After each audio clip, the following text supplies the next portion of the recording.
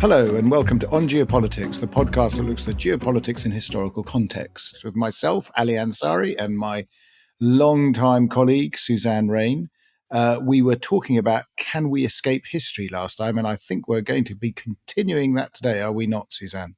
We certainly are, Ali. But can I move us on to a new topic? Yes. Which is learning the lessons from history. Aha, I knew you were going to come here. Yeah. Well, do we learn them or not? There's so many different angles for this. Obviously, it's an enormous topic. But I was prompted reading Katja Hoyer's article in the Financial Times Weekend a week or two ago about Germany's memory of the two world wars and how that affects the choices that the German leadership make now. And she wrote, where the victorious powers see purpose in suffering, most Germans see only senseless slaughter and guilt. And you have this sort of German collective conviction that armed conflict is inherently futile. And if you contrast that with the position particularly of the UK and Central and Eastern Europe and the Baltic states in response to Russia's war on Ukraine, you can see how that if you have a narrative about the First and Second World War, which is that you are the plucky underdog who's been attacked, whose brave soldiers have fought off the aggressor, it's a lot simpler to motivate your population or to decide to act when you see the Ukrainians behaving in a way that you identify with. And her argument is that is one of the reasons why it's so hard in Germany to sort of get over that, because essentially their narrative about the war is obviously completely different. So then you've got this question of, is history a motivator for acting? Or is it, in some instances, of course, an inhibitor for action? Something which explains not acting. And then I was thinking, Ali, and I'm sorry, I'm jumping around a bit, but that made me think, as so many things do, of Tony Blair's Chicago speech. The Chicago speech, yeah. The Chicago speech in 1999, where Tony Blair outlined the doctrine of liberal intervention. And he was basically saying it had been very strongly informed by the failure to act in a series of critical moments in the wars that happened with the collapse of Yugoslavia. And so, I mean, just there's a couple of phrases I was going to read, and then we could talk about the consequences of that. So he and Bill Clinton, I think, took from their observations of the 1990s the horrors of not acting. And so he said, no one in the West who has seen what is happening in Kosovo can doubt that NATO's military action is justified.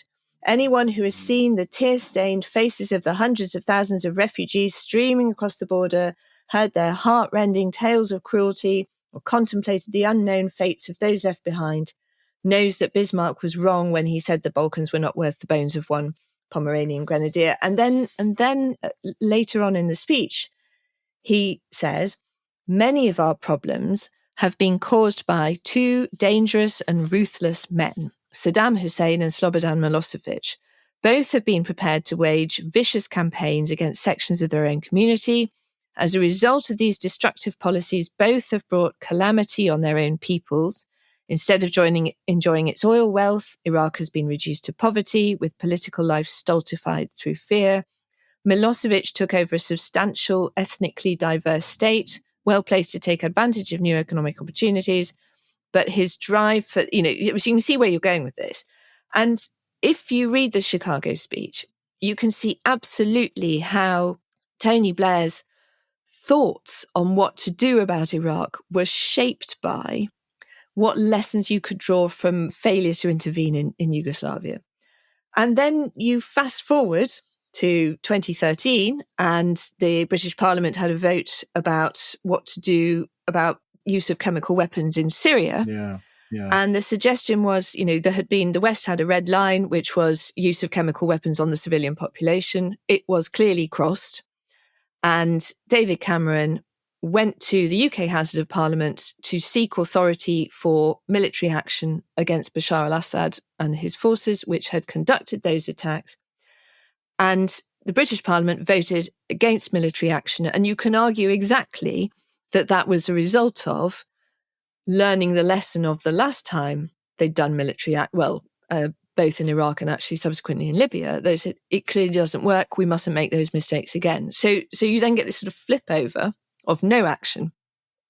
And the consequences of no action ended up, complicatedly, but you then had Russian intervention, build-up of Russian power, Russian conclusions that the West wasn't going to take any action because they didn't, red lines were crossed and no one did anything. So there's a kind of cycle, isn't there, of learning the lessons from history and then learning them again. And now we're sort of, we're working through the next phase of that cycle where we're now learning that you can't stop a war just by being nice to people, I think is the current phase that we're in. No, I think it's absolutely, and it's so pertinent and relevant to this debate about lessons, because I think the examples you've just highlighted there are perfect for sort of just, showing how, I don't want to say we learn the wrong lessons, but we learn very short-term lessons. It's like we're always haunted by the last immediate experience that we've had. And we're not actually taking a suitably longer term perspective on what's going on. I was very struck also. The Chicago speech, as you quite rightly say, was enormously influential in laying out this route for liberal interventionism. But I wonder also how much, the memory of the Falklands War influenced the way in which the Blair administration also approached, what it considered to be short, sharp, wars that, could reverberate quite well politically. This is the thing. To what extent does politics get involved? And then, of course, the Iraq War is taking this whole, liberal interventionism to a absurd degree, if I can put it that way. Because it just simply wasn't, as far as I'm concerned anyway, and certainly wasn't well thought out, in terms of the outcomes. I know there are some who would disagree. I don't think you would, but there was, it seemed to be at the time, I remember, always saying to people, what's the exit strategy? What's the exit strategy? And nobody seemed to have any idea. And of course, the idea was, well, nobody would tell you, i.e. me, which is fair enough. But it seemed to be they didn't tell anyone. So, as it turned out, things worked out. But then, of course, the fatigue of Iraq. This is the interesting thing. You're quite right. The sort of fatigue of the Middle East and Iraq led to, debacles like the withdrawal from Afghanistan, last year. Or was it 2 years ago now? Year and a half. A year and a half ago now, isn't it? God, time does travel. And that, is, you can see now, actually, the next time if we do get involved in any place, nobody's going to withdraw like that again, because it was such a fiasco. But the reason why that withdrawal occurred is because presumably, there were those in America saying never again, never again. The sooner we can get out of these places, the better. It's much easier, without thinking through the consequences of what that might result in. And of course, the consequences have been quite disastrous in many ways, particularly for the people of Afghanistan. Mm. And similarly, withdrawal from Iraq, of course, which yes, after which not very many years passed before the announcement of the caliphate. So in that sense, and the Iranians, of course, consolidated their position. And then, of course, you have the caliph, you get ISIS, you're absolutely right. And then, of course, the whole Syrian debacle allowed both, again, the Russians and the Iranians to sort of extend their hold into that area. And it's all, to go back to Nietzsche, I'm sorry to say, he says there are no lessons to be learned from history. Let's I was forget just it. thinking that. There are no lessons. The last 5 minutes discussion illustrates to me that it's very difficult to work out what the lesson. But I see. I think, and this is where, and I'm going to make a plea for this, and I suppose arguing in, what's fascinating to me is if you look back to Foreign Office handbooks and sort of training manuals, if I can put it that way, from the early part of the 20th century, they say very clearly there that history is one of the key elements that diplomats and others need to learn. Yeah, it's part of the curriculum. Now, it goes back to an argument of what sort of history, fine. That detail needs to be sort of thrashed out. But nonetheless, I found it fascinating to see that it was seen as part of the sort of the armament of a statesman, if you will, a diplomat, a statesman, or that they should be historically literate. And I think, one of the reasons why we don't learn the lessons is because fundamentally there is a historical illiteracy. I think that is the problem. And we are too ready to absorb and digest and accept, very basic narratives. And so, because that lack of nuance, and in some ways, by the way, I think that's been driven also by politics, of course, and the immediacy of politics. Everyone has very short-term politics, and everyone has a short-term horizon, and they want a result very quickly, and therefore they're not willing to take decisions that have longer term consequences, or may not yield the result they want until some time in the future, Or you just have a very simple historical objective, which is what you could say of Russia, which is, I have my historical objective.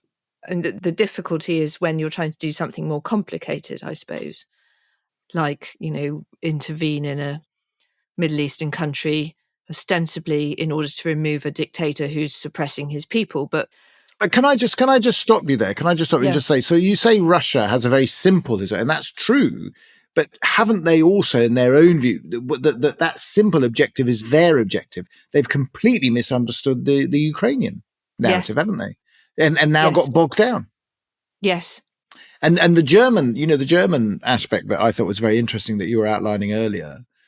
Of course, the Ukrainian response to the Germans is, well, what are you worried about, in terms of a military incursion to Russia? Actually, the vast majority of the casualties occurred in the Ukraine or something. You did a lot of damage to us too, in the Second World War. It was the Ukrainians that took the brunt. A lot of the fighting took place there. So, in a sense, you're compensating by helping us, if I can put it that way. Yes. And I do think that one of the kind of weird things that this war by Russia on Ukraine has done is it has made us all much more conscious of our own history. All of us in Europe, much more conscious of our own history. I think you're absolutely right on that. And that kind of row about, who's a Nazi now, I find extraordinary. The Ukrainians are Nazis, the Russians are Nazis. Actually, it's a historical term that they're all using. They don't have a current term to define what they're talking about. They're using a historical term. And I don't know whether you saw over the last couple of weeks, the Russian response to the German suggestion that they're going to send the Leopard 2 tanks to Ukraine has been entirely couched in the language of the Second World War. Yes. Like, they're sending their tanks to us again, which is, again, it's history, but, in a way, it's time for everyone else to stand up and say, it's all a little bit more complicated than that. That's right. Seems to me. So learning lessons from history, what are we concluding? We're concluding that you should learn them, but you can't. Is that what? Well, no. I think like any almost like technical exercise, you need a degree of technical expertise in order to engage with this in a meaningful way. And I don't think, there are no, I think the best way is to say there are no simple lessons of history. It's that sort of, one has to be a little bit more nuanced about what's going on. There needs to be an understanding. I feel very strongly that Britain, in a sense, should be engaging more with historical narratives and not just leave the field clear. One of the interesting things about the Russian invasion of Ukraine, of course, is it's completely upended some of the debates in this country. Up until the Russian invasion of Ukraine, you still have it, of course. We've seen some rather famous musicians talk about it to some extent, who sort of said, oh, well, the Russians had just cause, they've been oppressed, they've been oppressed by the West, they've been oppressed by NATO, they've been oppressed, so on and so forth. And then suddenly you see the brutality of the Russian invasion of Ukraine, and people are now beginning to reflect back and saying, well, maybe actually, the British or the American, the British, after all, it was the British and the Americans who said the intelligence was showing certain things, and everyone else sort of denied it, didn't they? We've been through this before in an earlier podcast where, the British and the Americans were saying, we have fairly hard evidence that the Russians are about to invade. And, everyone else saying, well, because of Give Iraq, them the benefit of the doubt. Exactly. Yeah. Give them the benefit of the doubt. Now, what's interesting is because that's actually happened, I do wonder whether it's now, that pendulum in a sense is beginning to swing back a bit. And people are saying, well, maybe, the British narrative is not entirely wrong. Maybe that's something that would be quite interesting that people will reflect upon. That's, heaven forbid that we should get a situation where people are uncritically receptive of various stuff that comes out of, an official Orthodox history. We would never want that, obviously. and it would be very dull. But at the same time, maybe we should be a little bit more not so cynical as to chuck the baby out with the bathwater is basically what I'm saying, to paraphrase Butterfield. I can't remember if I said this on one of our earlier conversations, Ali, so forgive me if I did, but I had a conversation with somebody who, let's say, was French, who said, well, of course we didn't believe you when you said that Russia was going to invade Ukraine because you were wrong about Iraq and the weapons of mass destruction. That's right. And I find that extraordinarily frustrating because, of course, the question about whether or not weapons of mass destruction existed. Yeah, you said they were two different types of intelligence. It's a factual one. Yeah, it's a factual one. He's got them or he hasn't. The question about what Russia's going to do is a question of intent. So we had this, I mean, this is history thwarting everything. And it's a lack of understanding of history and a lack of understanding of insight that. So a French position which says, let's not believe the Americans and the Brits because nearly 20 years ago, they were wrong about something, which is completely different anyway. So therefore, we're not going to take this seriously now, I think I would like to say, I think it's a tragedy for Europe that we didn't take it seriously earlier. And that's a part of it. But that was totally influenced by remembering or remembrances, whatever the word is, of a mistake in the past. So not learning or learning a lesson, but learning the lesson having a negative consequence. Yeah, no, absolutely. And I mean, you did mention it. We did discuss it earlier. And I think absolutely. No, it's worth reiterating. I mean, it is worth reiterating because I think, again, it's a very good example of, learning the wrong lesson because you're actually comparing apples and pears. Aren't you? I mean, that's what you're basically doing from an intelligence point of view. But I think also, you can reflect that in historical points. I mean, people are basically, they're not comparing the right thing. They're taking things out. There's a basket of fruit and you're just selecting the particular bits of fruit that you like because it suits your palate at the particular time. But you're leaving out all the rest of it, which might contradict what the conclusion you want. And again, it goes back, I suppose, ultimately to Butterfield's notion of the teleology of Whig history, that we want a conclusion. I want to, I don't know, invade Iraq. Therefore, I must now find the evidence to support that what I'm going to do. Or I want to invade Ukraine. Therefore, I must find. But it's not actually looking at the historical record with any sense of impartiality or any sense of objectivity, even if that were possible. And also, just to be clear, that they're not necessarily completely the same things. But let's not get into that right now, Ali. I'm going to move us on to another topic, and maybe this will be our final topic, which I'm going to surprise you with because we haven't discussed this, which is a place in history. Oh. So what do we know, or what can we say about how that notion of a place in history drives the thinking of our leaders, our politicians, our revolutionaries, and how as their life evolves, as they get deeper and deeper, do you think it becomes more and more important to them?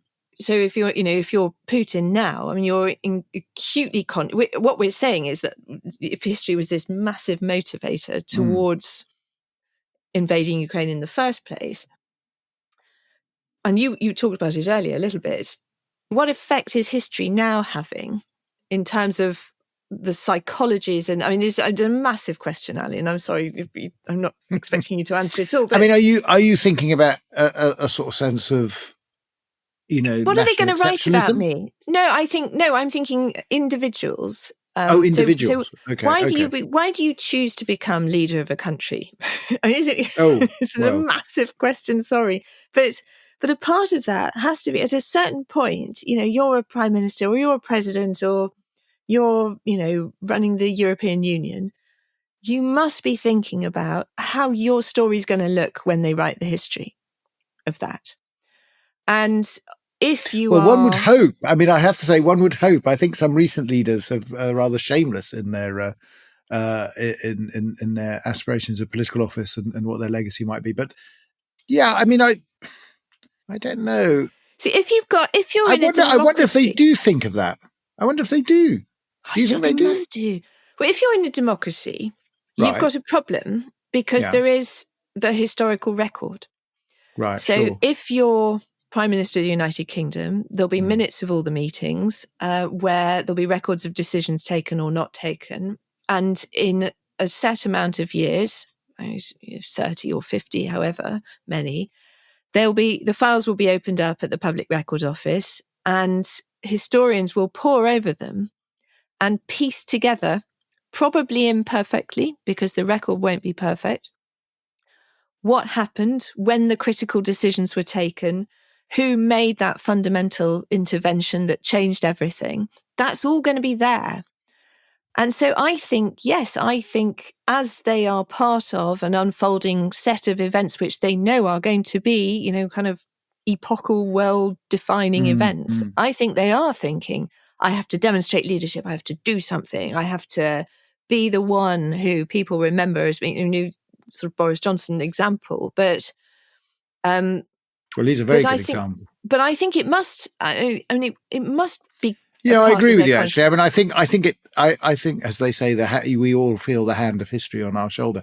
Yeah. I think that definitely there's a sense of their position in history. I mean, you see this with American presidents and the curation of their presidential libraries, and it's obviously a very important part of their legacy. You're absolutely right. I don't doubt that any prime minister in the United Kingdom has a sort of sense of, how they will be perceived. But I suppose I'm interested in, the detail is how they, I think they do want to have a sort of a positive historical legacy, but I often wonder whether they themselves have an understanding of the historical nature of the office that they hold. Let me put it that way, and how they fit in that. I always remember, when Margaret Thatcher was just leader of the Conservative Party and she was standing for election 78, she gives an interview, and they're sort of asking her. She may have just become leader of the Conservative Party, and they ask her, something like, how do you feel or whatever, and she just recites this list of previous leaders of the Conservative Party. For her, it's like, I am the heir of this great tradition. And it's quite interesting in terms of where she sees herself. If you were to move to Boris, for instance, Boris Johnson, I do wonder whether he saw himself in a rather grander, tapestry in a sense, because of his classical training in some ways. He clearly had a historical perspective. I think he clearly wanted a legacy, but he also wasn't, as far as I can see, and obviously I may be completely wrong here, but it seemed to be that he wasn't a detail person. He saw the grand strategy. He didn't see the tactical nature of it all. I don't know whether maybe I'm going in the wrong direction here. I don't know, but I sort of feel their understanding of history obviously shapes the way they see themselves in it. And it's not, again, it all depends on really how historically literate they are. But I think what I'm saying is that it would be an unusual thing in human terms not to be crafting the story of your leadership while you're doing it. Doing it, yeah. And because everybody's constantly thinking, who am I? What's my purpose? What do people think about me? And Putin's an extreme example, because you've got this kind of, not a czar, but czar figure who is rebuilding Russian pride, who's going to be Vladimir the Great. You can see that's what he's aiming for. And that, of course, creates a whole set of dynamics that we also need to build in. The concept of your role in a historical event must affect the way that you go about playing your role in it, I suppose. Well, the interesting thing is, autocrats also tend to have much grandiose and grander sense of where they're. So, the Shah had this the last Shah in Iran had this sort of identification with Cyrus the Great. Saddam Hussein obviously thought he was Nebuchadnezzar or something or other, or rebuilding Babylon. Putin thinks that he's the heir of, Imperial Russia. I can see that. I can see how that begins to shape. Goodness knows what, US presidents or UK prime ministers see themselves as. Interestingly, I think probably the more modest you are in your ambitions, the more successful you're probably likely to be.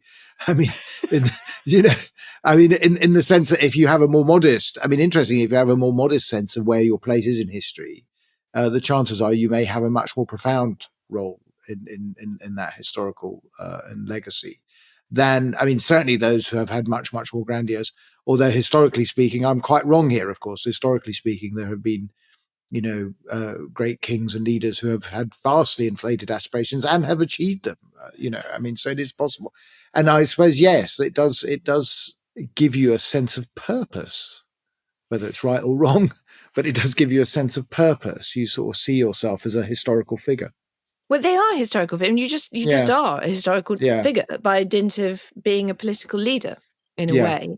And that's not just for, the prime or the president, but also political leaders, in any role, really. And I was reflecting, though, that you get the sort of positive aspect of that, which is I'm a leader. What kind of leader do I want to be? What's my grand legacy? But there's also a sense in which this then drives, if you take the current war that Russia is waging, this must drive calculations about what happens next, because you don't want to be the leader who loses. Yeah, so this question about, how the war is going to end, there is a psychological aspect of that, which is for Putin, he's going to double down because he can't be the great Tsar Vladimir the Great whatever, who's made a colossal mistake and lost all the that's really interesting.